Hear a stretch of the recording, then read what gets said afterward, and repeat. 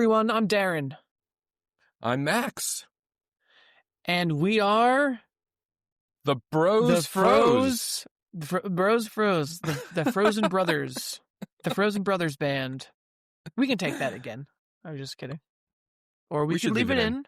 Sure, we should leave it in. We should. Every time I say we should cut something out, you say leave it in. So Perfect. I say leave it in. Fuck All right. It. Leave it in. Welcome to the world's #1 comedy podcast about frozen foods. And personality disorders. Perfect. Yeah. Yeah. The list continues to grow. Identity confusion, perhaps. Max? I'm always in the midst of an identity crisis, so that tracks for me. Listeners, we have a very special episode for the next couple weeks. We are putting 3 weeks. 3 weeks is a couple. I guess a couple is two. A couple is two. So I would say next few weeks. The next thruple weeks. Okay, thank you. For the next thruple weeks, we're putting out another series of a Frozathon. Frozathon 2. Frozathon Part 2. Actually, I'm going to take that explanation again. I didn't like that at all. Okay. All right. And this we're actually going to cut. Okay. Sure. Because I can be a little more clear and succinct. Okay. It's still early. It is. It is. It may as well be like 7 o'clock in the morning. It is early. It is. I was in bed when you texted me about what time we were going to start this. So I was in bed when I texted you. That's so funny.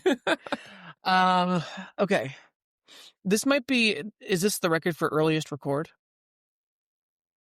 Absolutely. Yes, it is. Nice. I don't think we've ever done one before noon. I think the previous record was our first Frozathon when we started around, 1 o'clock, 2 o'clock. Yeah, that sounds right. Like, I'm still drinking coffee during this.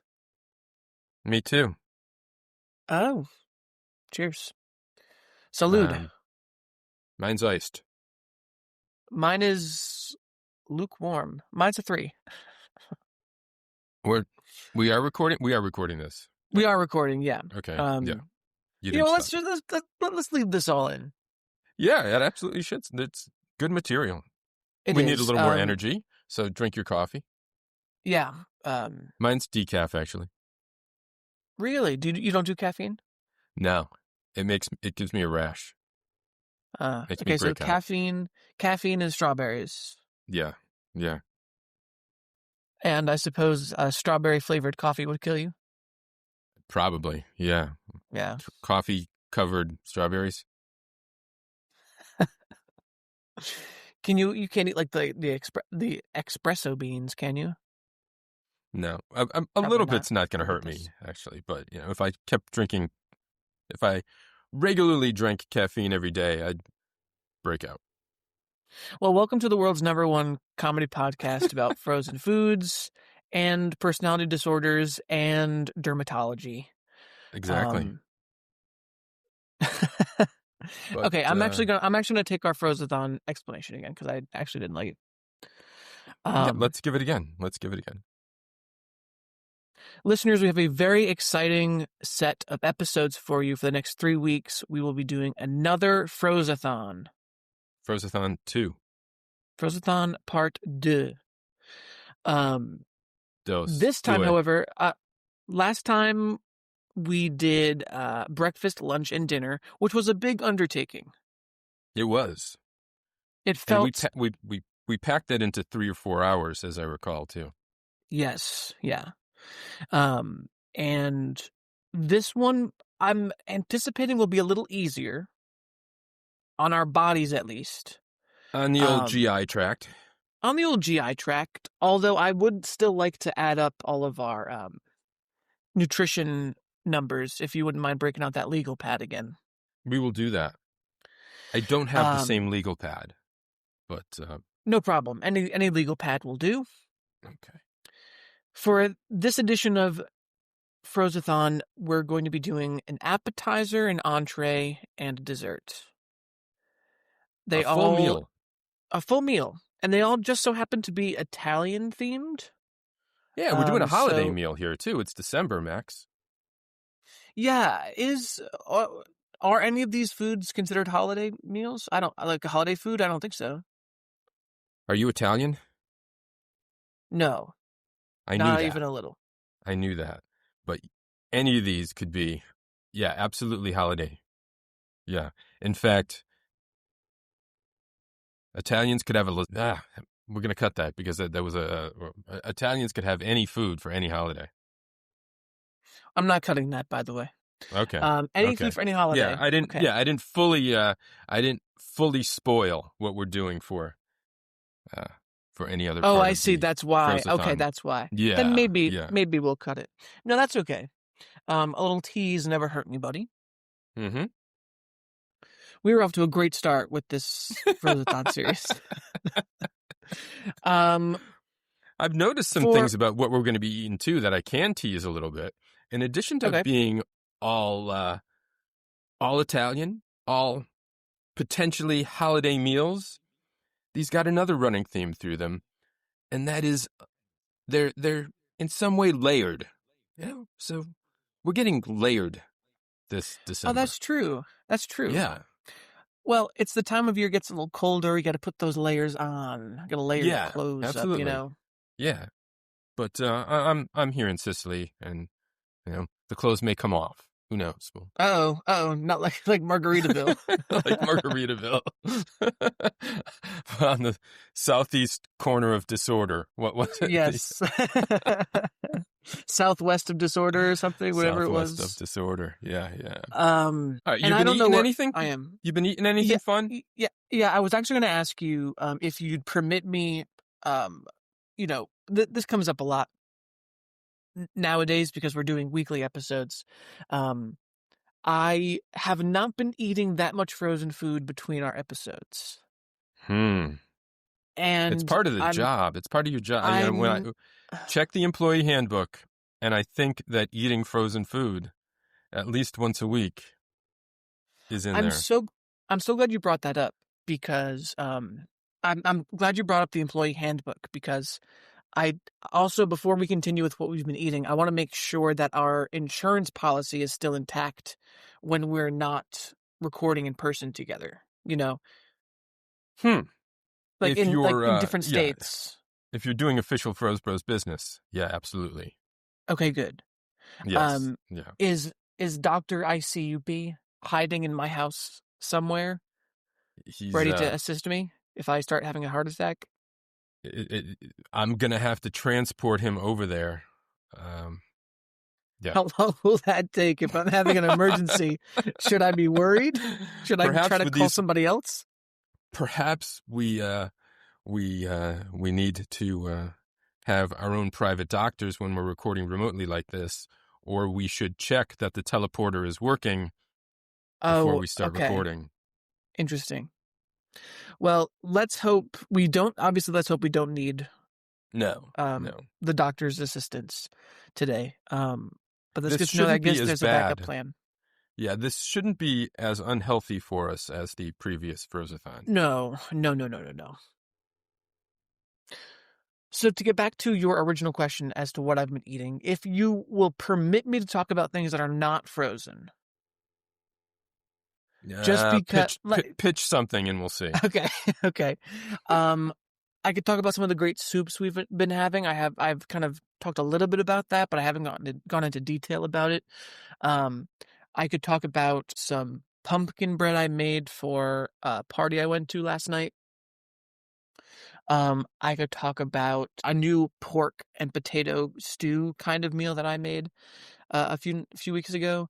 So Max is just showing off how many things he can make at home. No, that's what I eat. I just continually buy things for the freezer, and I had at least 3 different things frozen yesterday.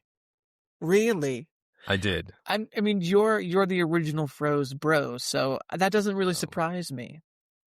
This podcast was built for you, Darren. But maybe, yeah. You did I ever get a picture of your freezer as part of your application? I'm sure I sent that in. Okay. You know what? I'm positive I sent it. It probably just like got lost. Like, you know how sometimes when like emails like don't like you send an email but it doesn't like get you know what I mean? Like you send it but it doesn't actually like go. It's lost like that photo of my feet from the 420 episode. No, I think that photo of you is out there. Have you checked to see if you have a Wiki Feet profile? No, maybe we need that too. Yeah, I could do that. Froze Bros Feet. Google Froze Bros Feet, everybody. And we take no legal responsibility for whatever comes up when you do that. Yes, no emotional responsibility either. If you get have you put any of these things that you've made in the freezer? Well, I've talked about the soups. I've talked about how the soups reheat. So I've done my very best to like keep it, in the family here. Talk about it being frozen. But if you can't keep it in the freezer, keep it in the family.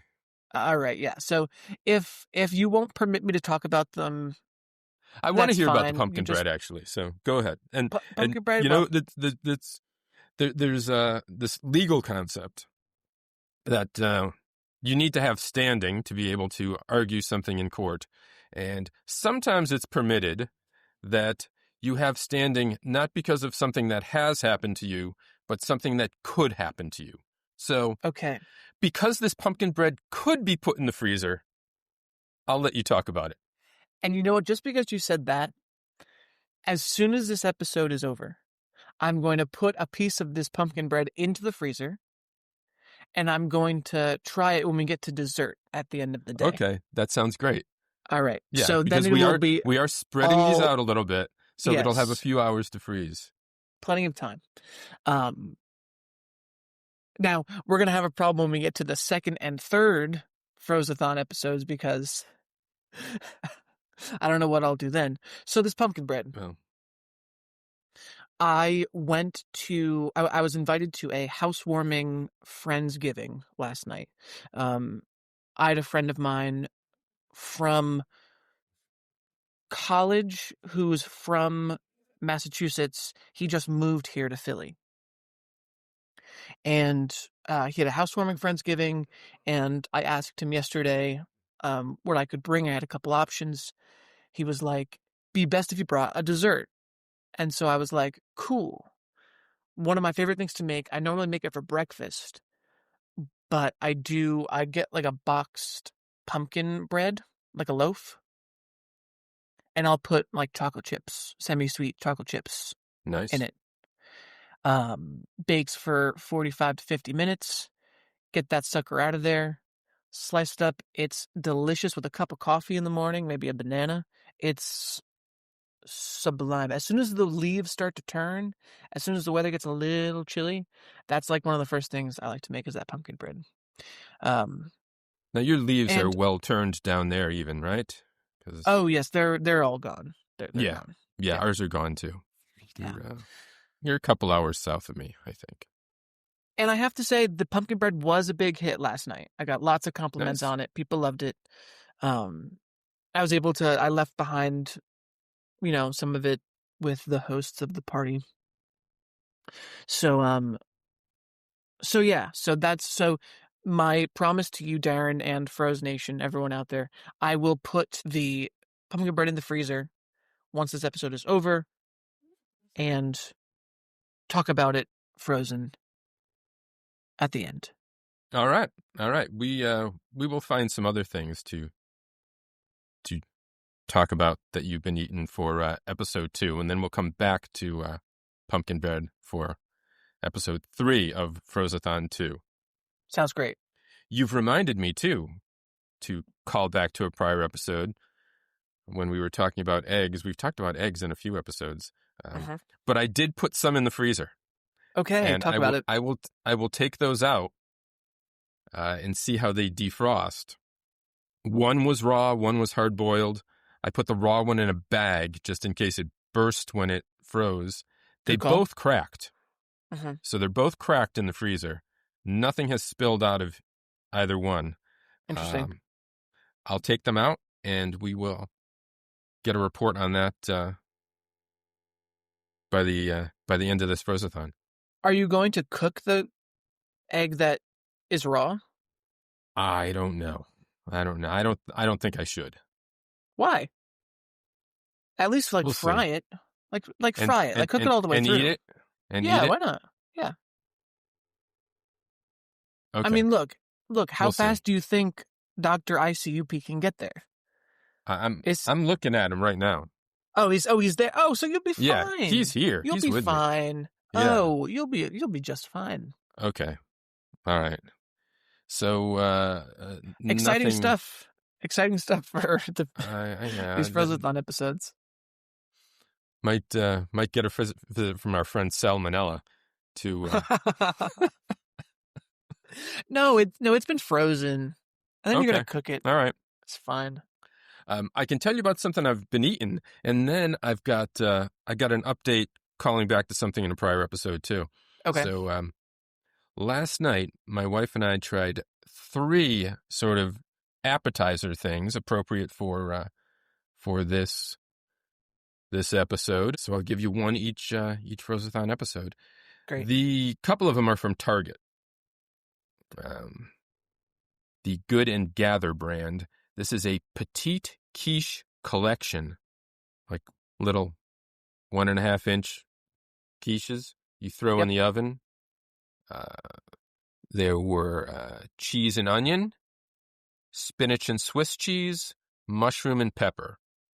Pretty good for a party if you want. Yeah, the cheese was the best. The spinach was fine.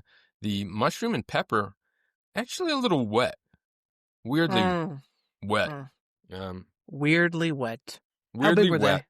How big were they? Like share size or singles? No. They were tiny little bite-sized things, like 1.5 inches in diameter each one. Oh, interesting. Yeah. Yeah. I think I don't know. The frost might have gotten at those mushroom and pepper ones. Maybe too much ice on the peppers or... Mushrooms and peppers are, to my knowledge, the wettest vegetables.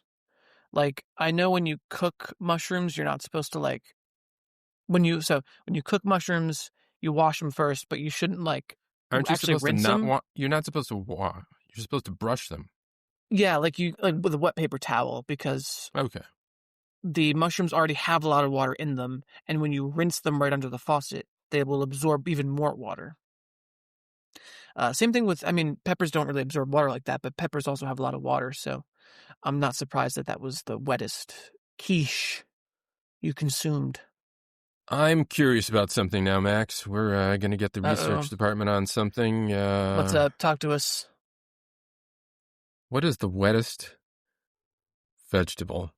Now, don't image search this, but... It's going to be cucumber. Cucumber. Yeah. Although, you said vegetable, isn't a cucumber a fruit? Technically it is. It has seeds. And a mushroom is not a vegetable, right? So, it's a fungus. I'm wrong on that, too. Let's just do... Milo, come on. All the ways you can walk around. Come on.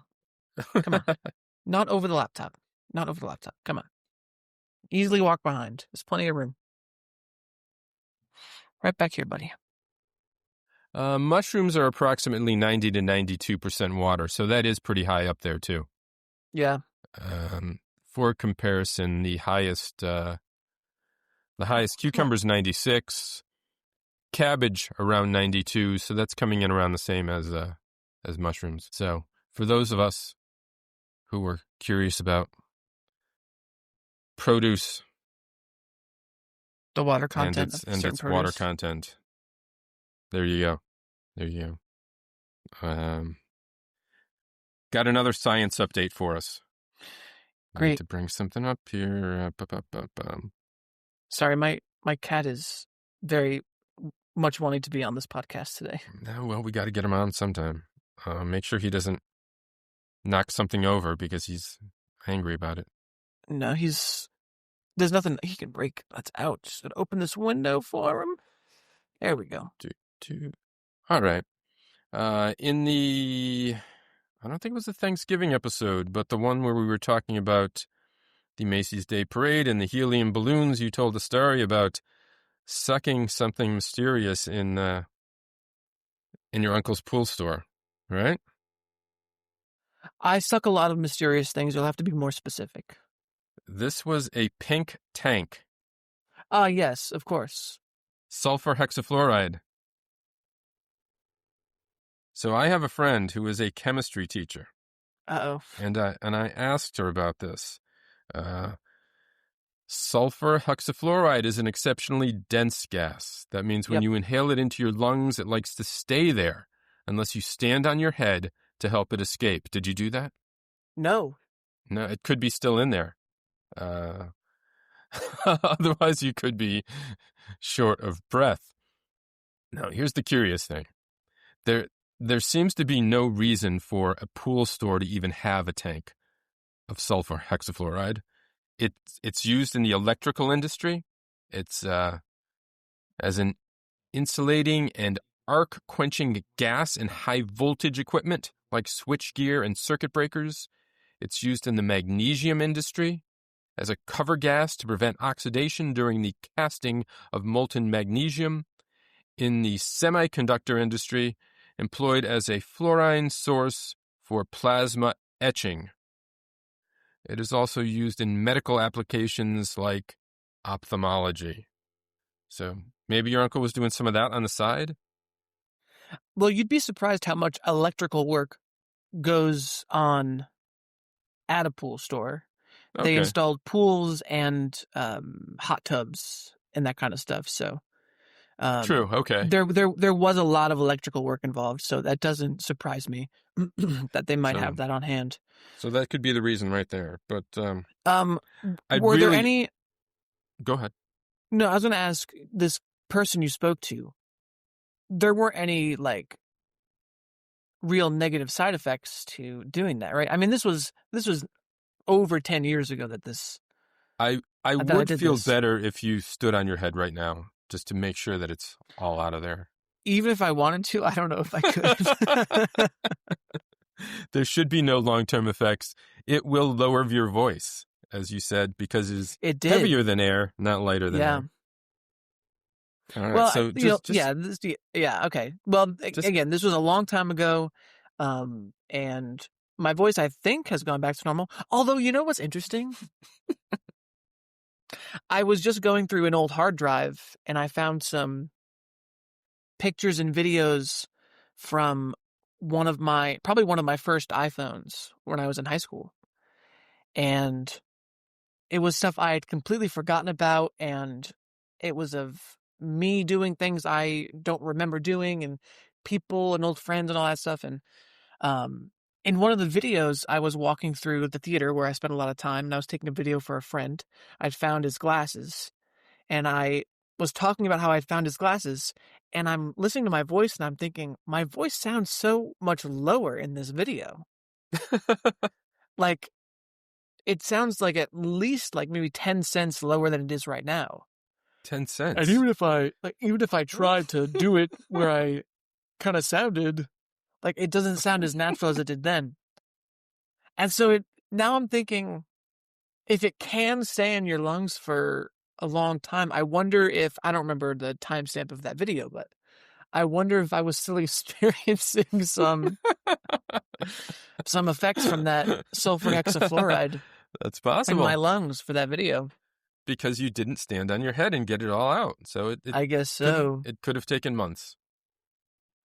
Well, maybe between this episode and the next Frozathon, I will stand on my head. I'll like use the couch as a support. Okay. Or something. All right. Yeah. I'll see if I can get it out. Yeah. And Milo, I want you to make sure he does it for at least like 10 minutes. Okay? Oh, Milo has left the room. He became uninterested in my laptop. Milo when you need him. Gone. Yeah. Before we move on, one more frozen thing that I've had. Sure. It is we're getting close to winter. Some would say winter already. It's December when anyone is listening to this. It's at least December when it comes out. It is flu season. Lots of vaccines are actually frozen. I had my flu and COVID vaccine this past week. Great. So, encouraging people to do that. Yeah. Do you know for sure if your vaccine was frozen before you got it, or? It came out of a refrigerator. I know that. I think that I think that they're frozen in transport. Sure. I did check this. Thawed. Yeah. Many are.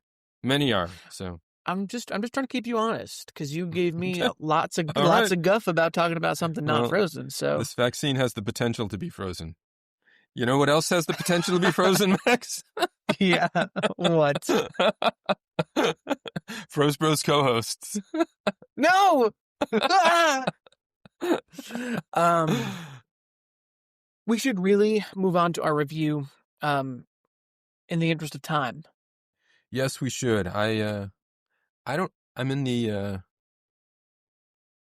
studio app, and I don't have the time stamp on this anymore, so I don't even see how long we've been recording. But I think it's just about time for a break. All right. Let's take a break. Let's have some. We didn't even tell anyone what we're having, so we're gonna go back to it being a surprise. Yes. And come on, most of you aren't surprised because it's in the episode title, it's in the picture. Yeah, true. True. Come on. We'll be back after the break to surprise those of you who are not too observant. Nice. And we're back. We are back. I'm researching something, Max. Darren has disappeared. During the break, I tossed a piece of my pumpkin bread into the freezer, so stay tuned through our final Frozathon episode to find out exactly how that comes out. Here I am. Welcome back. I forgot to. I've not yet taken my eggs out of the freezer, but I will. I've made a note. I will do that after Note this to episode. self. Note to self: take eggs out of freezer. If you keep that around, they're gonna find that. Like, oh, Darren started losing it early. The entire Froze Bros notepad would just be evidence to put me away. Okay, all so right. Let's finally reveal. Let's finally reveal the food we're going to be reviewing today. Today, for our appetizer portion of our Frozathon adventure, we have Tasty's brand Italian-Style Risotto Bites. Or TAST. Tastiez. There's an exclamation point there where the I should be. Do they do that in Italian? Like, I know in Spanish they use the upside down exclamation, but they do not. No. I see. No upside down exclamation point or question mark in Italian. Interesting. That's definitely not an Italian word. Now, what exactly makes these Italian style? I think what makes them Italian style is that they can't actually say that they're Italian risotto bites because they're not made in Italy. But I suppose. But there might be some upset Italians when I give you a little bit of the history here. These are specifically from Sicily, which is part of Italian, down there at the end of the boot, getting kicked into the Mediterranean by Italy. We know some Sicilians. I have some Sicilian friends. These were originated in Sicily during the 10th century, but when the island was under Arab rule, and they were made by Arab traders. Wow. Yeah. You're welcome, Italy. So, yeah, there's your food history for the day. They rolled up these little balls as a means of transporting rice and meat on long horseback journeys. And so, like, Sicily, apparently they have them like little snacks. Yeah, they are little snacks on their rides. That's great. Perhaps even an appetizer, a starter, if you will. Of course. Risotto means rice, right? I was going to ask because when I bit into this, it just looked like there was rice inside. There is rice inside. Yeah. It's these would actually be called in Italy arancini. That was another question I had because I've also had arancini. Yeah, this is but I that. feel like the arancini I've had is a little different. A little larger? Larger for sure, but I thought the inside was different. There can be other things. Yeah, there can be other things in these. Almost always rice, but you can put other things in. This is filled with a little bit of sauce, also a tomato sauce. Mm-hmm.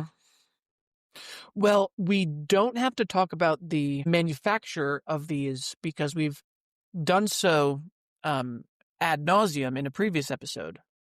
Yeah. McCain's.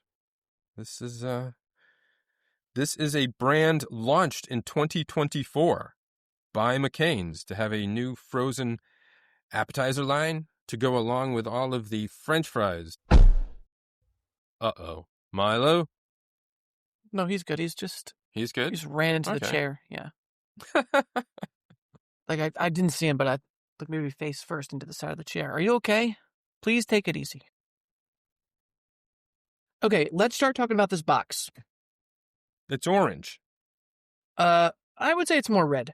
Do you know what arancini means, Max? Say orange chini?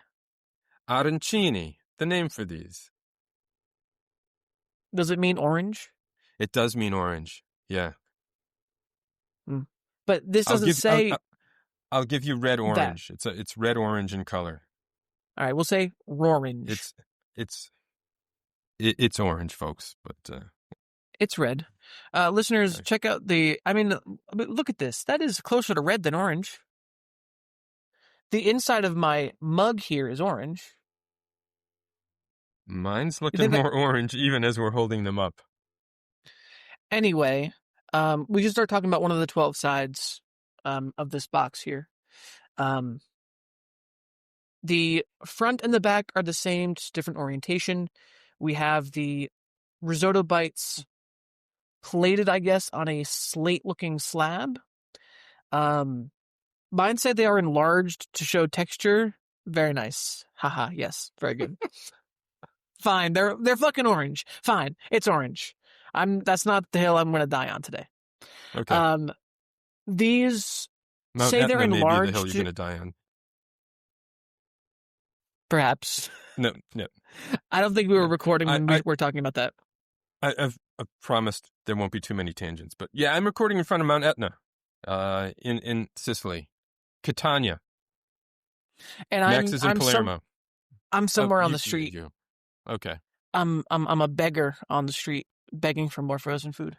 Looks like a good street to be begging on. Lots of gold there, or is that just indeed lights? Maybe the lights. Okay. Yeah. Okay. All right. I'll try to stop interrupting. Whoever took this photograph has some pretty bad astigmatism. Look at all the spikes coming from those lights. That's tough. It's tough. On the first of the 14 sides of this box, it says that these risotto bites are enlarged to show detail, although this picture looks like they're smaller than they are in person. Do you get that sense? Yeah, I think that's maybe not off by much. They're maybe a little larger than that. Maybe the inside is enlarged to show texture? Yeah, my insides didn't look like that. Certainly not. No. It looks like, getting a closer look at this box, it looks like they just kind of photoshopped like the inside part just like right over top. Yeah. Of the finished, like they didn't actually cut into that. As I do, I took a photo of these plated, and then it occurred to me to go back and take a bite of one and take a photo again. So for the first time, we may post a photo of something I've taken a bite out of. Ooh. Exciting stuff for this Frozathon. Maybe it won't be the first time. I don't know. I'd have to go back and check that, but it's rare. one of the things I really liked about the front of this box is that it makes the cooking instructions very simple and easy. It tells you right on the front here, it has a picture of an air fryer, picture of an oven, and it tells you how long it goes in for each one. So if you're like myself and you start cooking and quickly forget the directions, just a quick glance at the front of this box will tell you the time in the air fryer or oven for these. The back, as we said, is the same. Let's talk ingredients and nutrition facts quickly. I had go on. It says that 18 to 21 bites are going to come in your box. I had 20 exactly.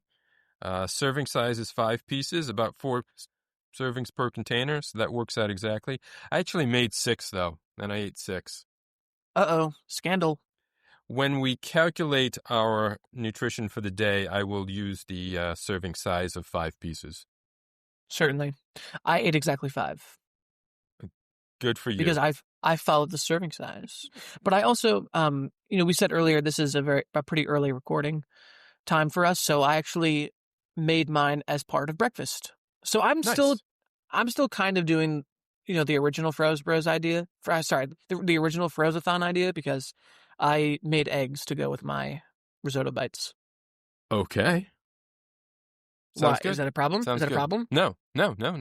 You could have these anytime. Yeah. Anyway, nutrition facts. We are looking at, really sodium is the only thing of note here. There is 15% in your daily value of saturated fats, so you don't want to make this perhaps a regular addition to your diet, but they're good every once in a while. Well, there's cheese in there too, that some of that fat is coming from. Low skim part mozzarella cheese. Looks like there's, let's see, tomato paste, yellow corn flour, onions, parsley, Parmesan cheese, seasoning, including tomato powder, lemon juice powder. Lots of fake-looking foods in here. Orange, you glad it doesn't say mechanically separated chicken again? I'm always glad. I'm always glad it doesn't say that. And you get 230 calories for 5 of them. Yeah.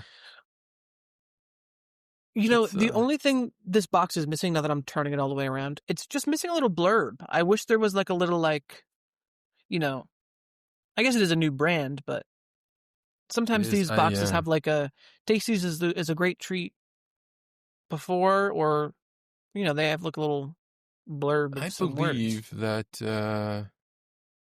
let's see. I thought I had this.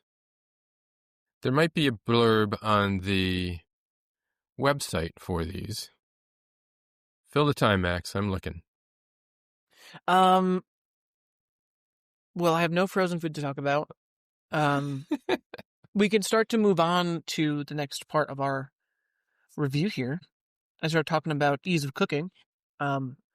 Like most of these smaller foods that we eat, and certainly with most frozen foods in general, even if I get cooking instructions for the oven, I'll almost never do it. It never really seems worth it to preheat the oven and, cook them for 13 to 14 minutes for 5 of these things. No. I went with the air fryer too. Yeah, I went with the air fryer. There's no preferred method on the box, but it seemed like that might be the better way to go anyway. Certainly. And I do have a blurb from the website. Oh, sure. Let's hear it. Tasty's Italian-Style Risotto Bites make it easy to bring home the fun. Snag some seriously silly shareable snacks to enjoy with family and friends. These crispy bites are filled with tomato risotto and melting mozzarella and covered in crispy Italian-style herb breading. Easy and quick to prepare, these deliciously fun snacks are the perfect addition to your next dinner party, game day, movie night, or any snacking occasion in between. Find them in the frozen section. I will say these would be great for exactly what they described. The one thing I felt like they were missing was a dipping sauce. Yes. Despite there being some tomato sauce in there, I like more. So I actually put a little marinara on the side that people will see in the photo I took and dipped them myself. So you also cooked these in the air fryer. I went to 9 minutes. And I did not, I don't usually, maybe I should, but this says, like some frozen foods do, to cook to an internal temperature of 160. I never check. Do you ever check that with these? No. It's cheese, sauce, breading. There's no reason for these to have to be at that temperature, but they most certainly were. I set my air fryer for 9 minutes also because there's no half-minute setting. Yes. On mine? Yeah, an interesting choice to put the half-minute in there. Yeah. In the instructions. And even says 8.5 to 9.5. So I split it. Solid whole numbers, please. Thank you. 8.5. And at right about 8.5 minutes, my wife said, your stuff smells like it's burning. So I pretty much pulled them then. They weren't burning, but... was yours leaking cheese? They were just starting to. Yeah. Mine were too, which was exciting. You like a good leak. I do. It helps me know that there's actual stuff inside, you know? Yeah. Like if these didn't have mozzarella cheese poking out when I took them out, I'd be skeptical. I also enjoy a little burnt cheese. A little bit. Did I tell us that McCain was originally a Canadian company? I just didn't. No, you didn't. We don't have to go off on that a lot, but I just didn't want to let that slip because I don't remember mentioning that earlier. I don't think you mentioned that, no. Manufactured in the USA, Oak Brook Terrace, Illinois. But McCain's launched in 1957 in Florenceville, New Brunswick. And it is the world's largest manufacturer of frozen French fries. 1 in every 4 French fries is a McCain. Wow. Yeah. So what is it, them and Ore-Ida? Yeah, maybe. And then Ore-Ida must have a big share too, and then the rest of them. Penobscot McCrum. All right. Yeah, so preparation was pretty easy. Very easy. In terms of appearance, they weren't perfectly round. Mine weren't. They looked almost kind of squared in some way. Like they had kind of a flat edge to them. Yeah, they weren't perfect spheres. I wouldn't say flat edges, but yeah, they were of irregular shape. Like they were almost like cylindrical with like a rounded end. I don't know. You know, like if you're making, if you're rolling balls with your hands, it's often not going to get that perfect circle. Of course. Yeah. Sorry. Like I'm thinking like dough. You're rolling dough. Oh, yes, in of your course. hands to make a cookie. Yes, that's exactly what I was thinking. Okay, yes. Yeah. Obviously, if you're rolling a ball, it's just going to, if it's a solid, it's going to stay whatever shape it's in. Just keep digging. Just keep digging that hole.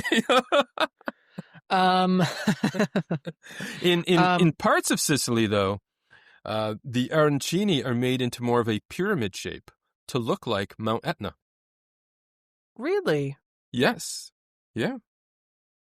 You want to cite your source on that, or you just gonna? No, I've read that a few places. I've read it a few places. Oh, yeah.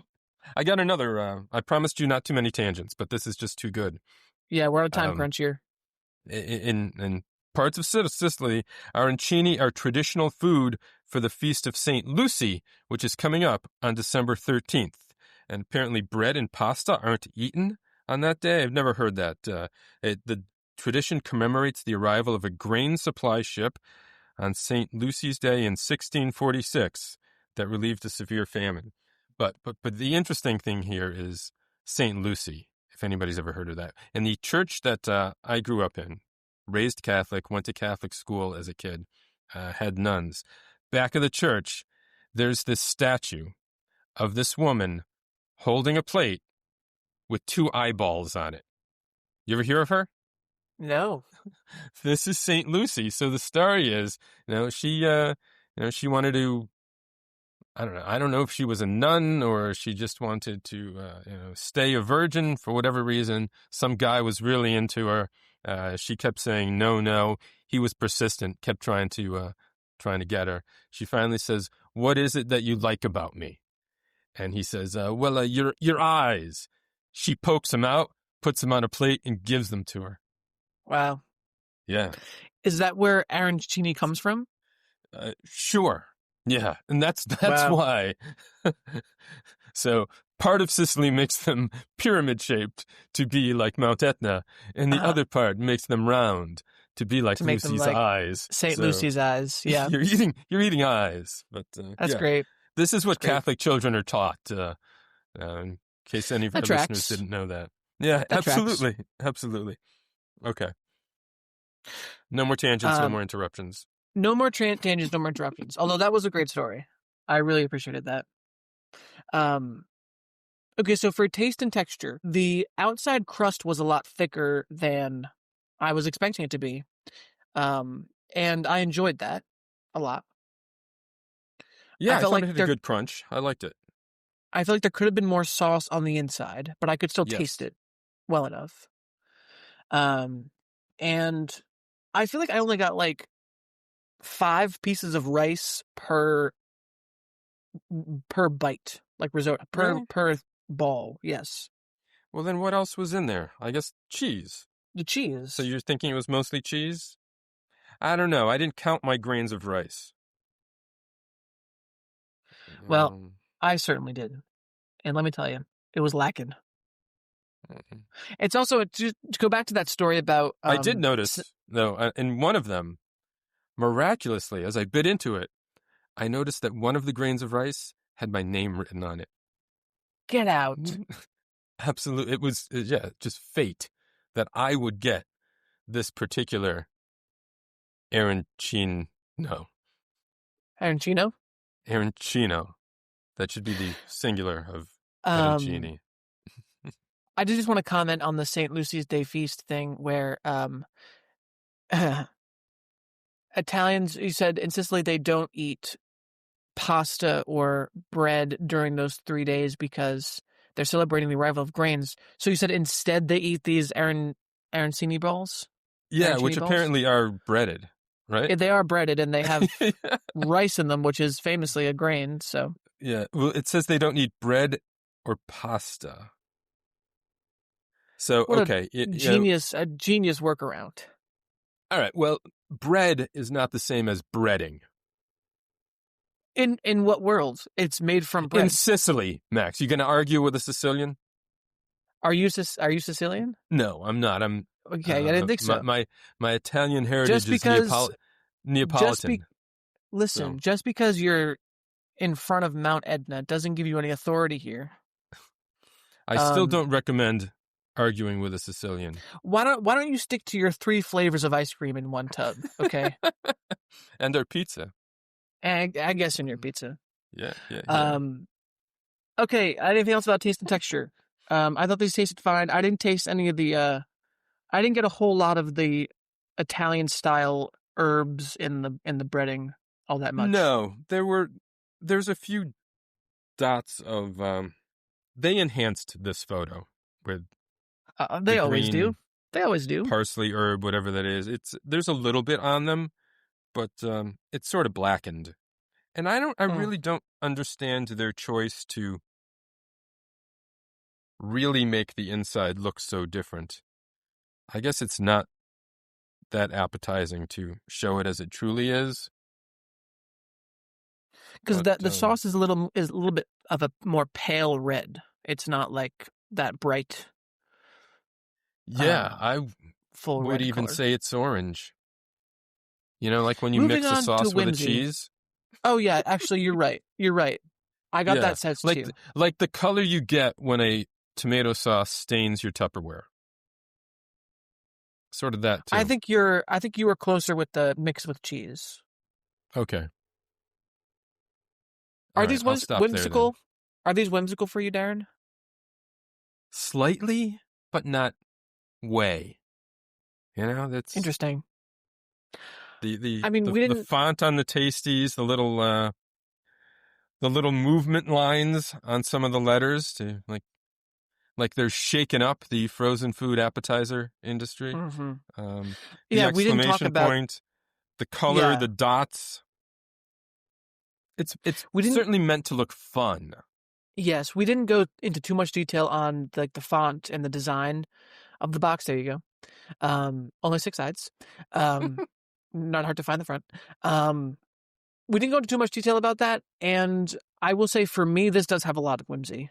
For all the things that you said, great job. For all the things you said, it didn't have enough whimsy. Like all the things you called out, that all gives it whimsy for me. Yeah. The font, the exclamation point, the movement lines. Yeah, no, I'm not saying that's not whimsy. I'm saying it's that does. I'm agreeing with you. It adds to the whimsy. It's But is it a whimsical product? The product itself, yeah, I don't know.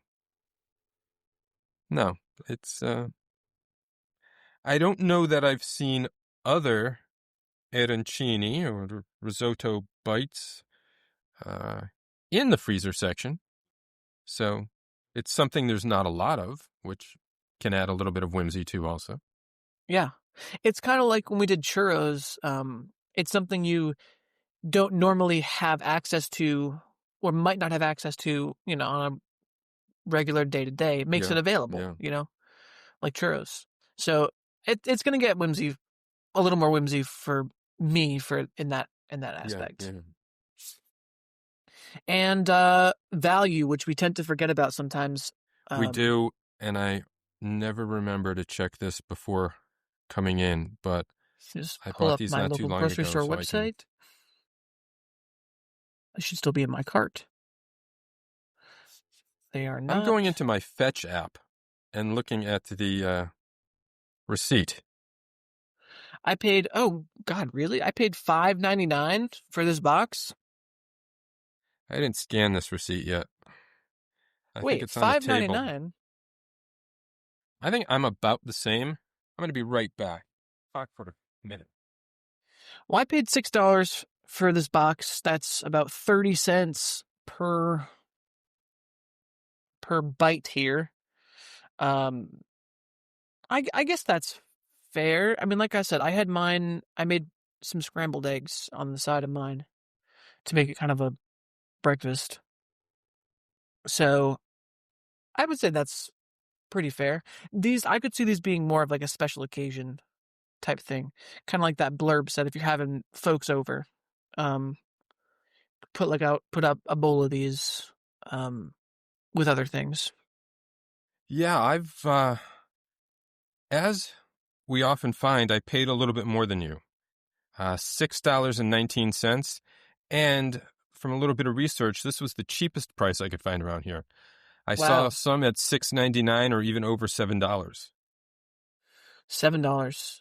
That would bring it to almost 35 cents a bite. Yeah, that's pretty steep for these. Yeah. All right, let's do our final rating because we still have a segment to do. Yeah. One more thing. These won Newsweek's Best New Products of 2025 in the Frozen Apps and Snacks category.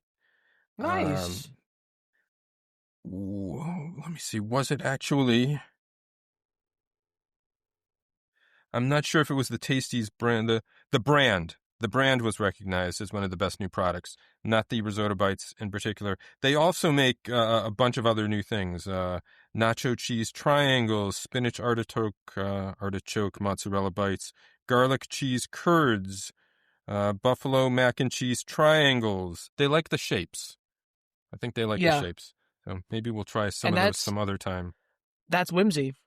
That's all that whimsy. That is whimsy. Yeah. Hey, buddy. It is. All right. Let's go on to rating. Let's do our rating. And Milo is going to join us for the rating. All right. You want me to go? Sure, go ahead. Okay. These are fun. I enjoyed them. I would get them again, too, I think. They didn't wow me incredibly like it was one of the best things I've ever eaten. But I like them. I definitely liked having the sauce to dip them in, which I think was a help. But I'm going to give these a solid chilled out, a 4. Oh, nice. Okay, good. Sorry. Mine was being so cute. I liked these. I don't know if I'd really get them again. Wish they were a little tastier, but there's kind of a limit to how tasty you can make a frozen food, I feel like, and this might be at its limit. You give these a 4. I'm going to give them a 3. Okay, that's fair, I think. I didn't hate them. Also didn't love them. And I could have used maybe a little better sauce in there. And some sauce on the side. Would have been good. You know, if I ate these without the sauce on the side, it might have dropped my score. So maybe I should have, but I'm going to stay at the 4. Stick with it because 4. these are, I don't think they could be, I don't think that they really could be as saucy inside as the picture on the box makes them look, because you can't really have a liquid inside. And so it's more rice than it makes you look. And these would benefit from maybe a shake of some Italian herbs on top also. Oh, yeah. Yeah. But, pretty good. I would definitely try some other Tasty's products, too. I'm sure, we can get them in the mix. Curious. Tasty's curious. Excellent. All right. We have time for our segment, Max? Just a little bit. Let's keep rolling here. All right. Quick break while I gather some things, and we'll be right back.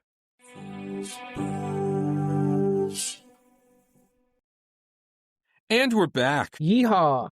We got a new segment. I'm going to ask Max to use his improv skills today. Uh-oh. So you're in the hot seat, Max. But this is not a quiz. You're not going to be graded. I don't know. Maybe I'll grade you, but it's more like grading an essay than a test. Okay. It is holiday meal season. We've just passed Thanksgiving. Christmas is coming up. 2 big turkey holidays. Lots of frozen turkeys out there. Butterball is one of the biggest producers of frozen turkeys. Uh-huh. They have a famous hotline where people call in with their frozen food questions about these turkeys. Okay. So we're calling this the Froze Bros Hotline. Okay. And you are going to improvise the role of a Butterball customer service representative as I call in and ask you some actual questions that callers have asked. You ready for this? Sure. All right. You need to get yourself in the zone. Yes, you're working for now. Butterball now. Yep. It's Thanksgiving or it's Christmas Eve. Can I just ask, where is Butterball based? You really trying to slow this down? They have callers, for your purposes, they have callers around the country because these people are they're giving a little bit of time while they're preparing their own. Sure. Okay. Understood. Okay. Okay. Sure. All right. So, your phone's about to ring. Mm-hmm. We won't do the hello and everything every time, but I imagine there'd be a little bit of background chat. You might we can do we can do the okay. Yeah, let's do it. Let's do the whole thing. All right. Getting around. Hi, thank you for calling Butterball. Can I ask you? Yeah. Can I get your first and last name, please? Oh yeah. Bill Bush. And hi. Thank you for calling, Bill Bush. Yeah, what can we do for you today? My wife and I forgot about getting the turkey ready, so we're trying to speed up the frosting thing. I put the frozen turkey in the hot tub. How long should I leave it in the hot tub to defrost?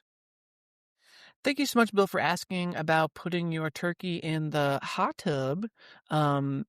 Now, how hot is the hot tub set at currently? What temperature is it set at? It's around 100 usually. Okay, great. Might be a little higher. I can turn it up. Great. So we do recommend, if you're on a time crunch, we do recommend that it is great to put your turkey inside the hot tub to defrost, especially if you're going to be frying that turkey. You want to make sure it is totally defrosted before you dip it in that grease. Right. So we do recommend maybe making the hot tub a little hotter. If you can go up to 200 degrees, that might be good. Okay. I don't want to boil. We don't want to boil the turkey. We just want it defrosted. Oh, yes, certainly. So let me check my notes. Give me 1 second. So in a 200-degree hot tub, you're going to want to leave it in there for 15 minutes. Oh, dude. It's been in there 3 hours already. Oh, I'm so sorry, Bill. You're going to have to go ahead and get yourself another Butterball turkey. Oh, shit. I mean, unless... Can we just go with... Here. Maybe go with the boil? I mean, it's unwrapped and everything. I could throw in some vegetables... Bill, let me just put you on a brief hold here. I'm going to just contact my supervisor. Give me 1 moment. All right. I'll wait. Hi, Bill. You still there? I'm here. Okay, great. So I spoke to my manager, and what I can recommend to you is if you wanted to keep it in the hot tub, throw in some, if you want to take this down for some notes here, if you throw in some parsley. Parsley? 4 sticks of butter, 6 cloves of garlic, and 10 cups of chlorine. You throw all that inside your hot tub, and you're going to make a delicious turkey dinner. You'll have a Thanksgiving meal in no time. Awesome. And my manager even recommended, too, if you find that there's too much water in your hot tub and it seems a bit diluted, you can throw in some boxed mashed potatoes to soak up some of that water as well. This sounded kind of hot. Like maybe my wife and I get in there with the turkey too. You know? You know what I'm saying? We don't recommend bathing with your turkey as it could affect the taste, but certainly it takes all kinds, sir, so we're not going to judge. All right. Thank you so much. We're going to have a great Thanksgiving. You're welcome. I'm so happy we were able to help. If you wouldn't mind just staying on the line, there will be a brief survey once our call is completed for today. Now, Bill, is there anything else I can assist you with? That's it for today, bro. Thank you. Thank you. Have a great turkey day. Well, that was pretty good, Max. Thanks. I might be a little concerned about the chemicals in the hot tub, but... No, it's all... No, that's to make sure you really kill all the salmonella. Okay. All right. Yeah. So, yeah, we'll see. I'm curious what those people did. I got one more, I got a few more. Sure. But we'll, maybe time for one more. Okay. All right. Calling up the hotline again. Hi, thank you for calling Butterball. This is Mike speaking. Can I get your first and last name, please? My name is Louise Mazzola. Hi, Louise Mazzola. How can I help you today? We're just trying to get our turkey ready for Christmas dinner, but I can't put it in the oven because, you see, my Chihuahua dog, my little roly-poly, dove into the turkey's cavity and is stuck in there. I tried pulling the dog out and shaking the bird. Nothing is working. I cannot get the dog out of the turkey cavity. And you can see, of course, why I'm hesitant to put it in the oven. I see, ma'am. I'd be happy to help you get your Chihuahua out of the turkey today. Can I ask how old your Chihuahua is? It's just a baby. It's just 7. A 7-year-old Chihuahua? Okay. Yeah. Give me 1 second. Typing. And about how big is the turkey you have? It is a 21-pounder. 21-pounder? Okay, 1 second. We have 14 people coming. And what's the Chihuahua's name? Roly-poly. Roly-poly? Okay. Okay, ma'am. So what we're going to go ahead and recommend that you do is just throw that whole turkey in there, dog and all. This concerns me quite a bit. If the dog is stuck in there, so this happens more often than you'd think. just last year we had someone's iguana, oversized iguana crawl into a turkey, and that owner didn't even realize that it had gone in, and they ended up making a delicious holiday meal. Let me ask, have you already put the stuffing in the turkey? There is stuffing in there. Yeah. Yes. Besides the dog. Yes. Yeah. Okay. Yeah. It's my sister-in-law's. Cornbread stuffing recipe. And the dog belongs to the dog. Sausage from her. I think the dog. Yeah, sorry. The dog smelled the sausage. It's a beautiful sausage that they make at their own home. Yeah, I'm sorry, man, but that dog is a goner. You're gonna have to put that dog in the oven. So then we just eat the whole thing like a turducken. Exactly. Yeah, and it's not as uncommon as you think. There are some folks in the Northeast that do it that way too. Well, he was already 7, so who knows how many years there'd be left. Well, Chihuahuas tend to live a long time, so maybe 7 is maybe halfway. About maybe not to make you feel worse or anything. Yeah. If you want to try, let me just put it in. Just put it in, and we'll cross that rainbow bridge when we come to it. All right. Is there anything else I can help you with today? No. Thank you. All right. Well, when we get off the call, you'll have a chance to complete a brief survey about our time together today. Is there anything else I can, any other questions I can answer? Any help you need? I don't think so. Right. Well, happy Thanksgiving. Have a good one. It's Christmas. That went dark. Sorry.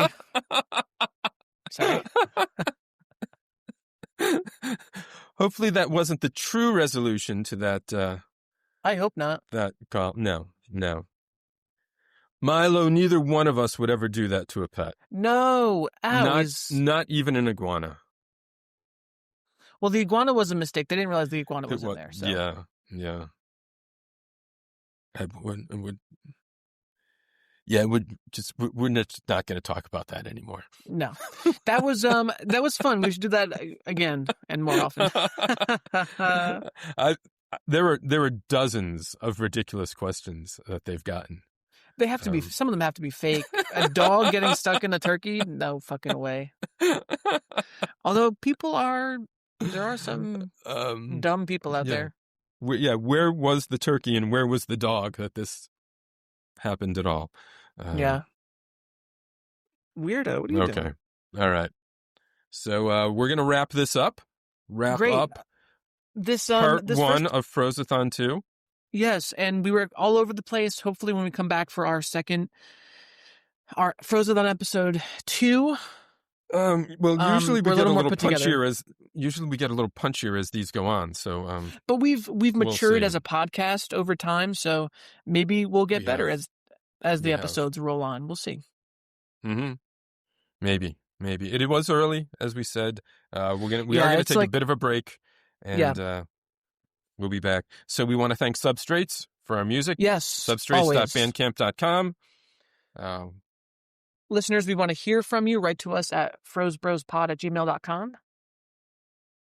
Let us know what you've tried, what's in your freezer, what you'd like us to try. If you have a favorite, we want to try it too. You gave our website. You gave our email address. I did not give website. Frozebros, the frozebros.com. Frozebros.com. The email was frozebrospod@gmail.com. Find us on Instagram. We've been putting some fun stuff up there. There's likely to be a picture of St. Lucie with some arancini on a plate. Hell yeah. Yeah. Couple eyeballs on a plate. Uh-huh. So we're out of here for right now. So, Max, we'll see you next week. Fro you later.